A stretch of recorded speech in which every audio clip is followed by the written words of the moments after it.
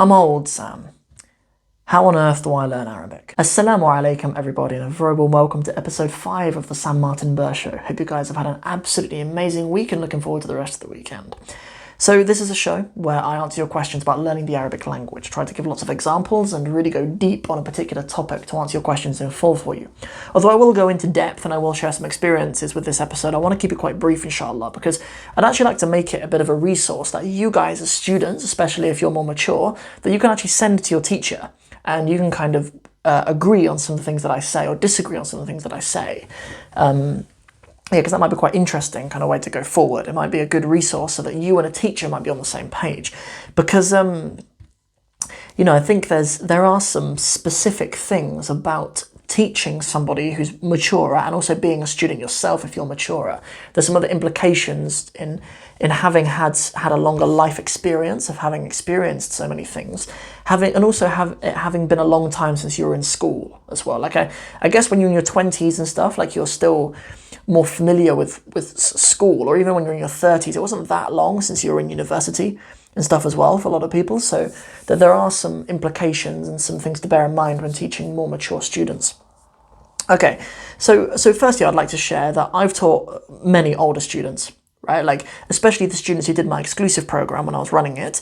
Because of the price range that it is, it's usually people who are more established who can afford it, right? Like, yeah, there was a time when I was teaching the Arabic in 60 Steps program as like a whole package. Like you would pay for the whole course, for me to deliver the whole course for you. And well, there was kind of a limit of like 4.5 months that we would do together, and most people graduated in that time.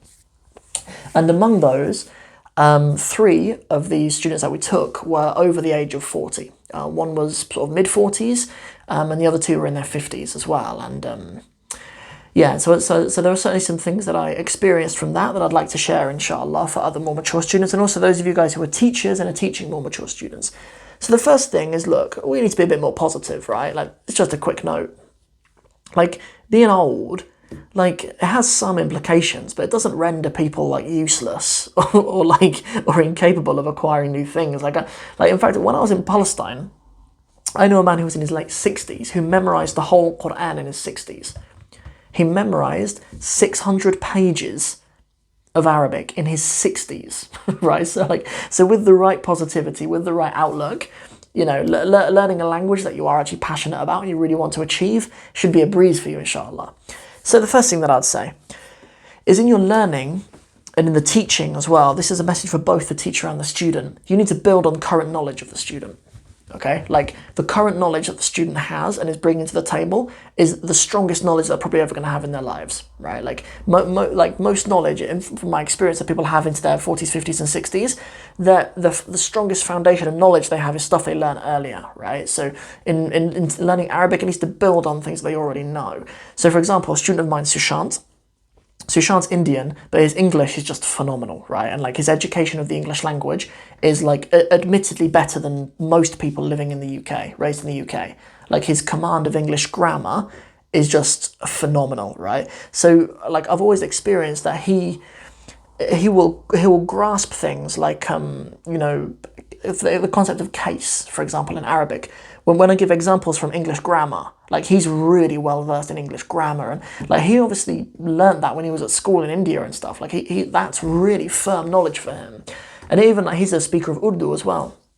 So like, you know, with him being a native speaker of Urdu, there's so many things we can build on when learning the Arabic language that builds on his current knowledge. It's not a completely new thing that doesn't have anything to latch onto in his brain. Like it's really important to kind of build on that stuff, and you as teachers as well need to bear that in mind. Like if you have a student who's maturer, like you need to be thinking about what things does this person really know already, and how do we kind of build on that stuff. And then to kind of build on that point as well, everything needs to be really practical in my experience. Like and really practical is just another way of me saying the same thing, I guess, but like really practical there needs to be real life examples where the student will use this, or where you as the student yourself, you will use this, right, when you're learning. Like you should always be trying to think about how will this practically be used in your life, right? You know, like, I don't know, it's me kind of speculating. Maybe I'm going to say some really offensive stuff and really ageist stuff, but let's do it. Like, I don't know if the brain, when you get to a certain age, is like we haven't got as long left now, and it's quite taxing on the brain to learn new things. So let's be really efficient.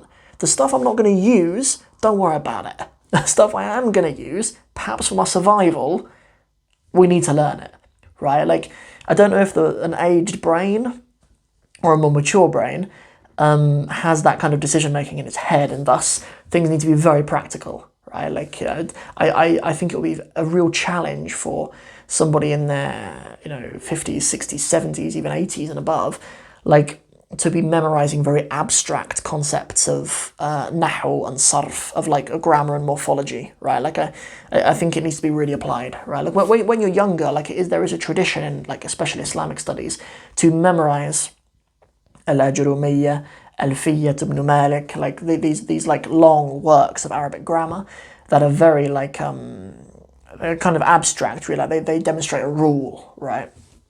But in my experience, for the more mature student, you need to be thinking about how are you going to use this really in your life, you know.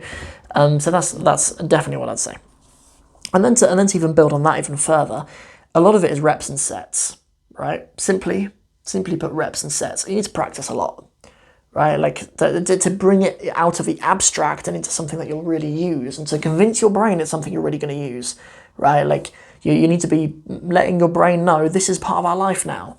This information is stuff we need to produce on a daily basis.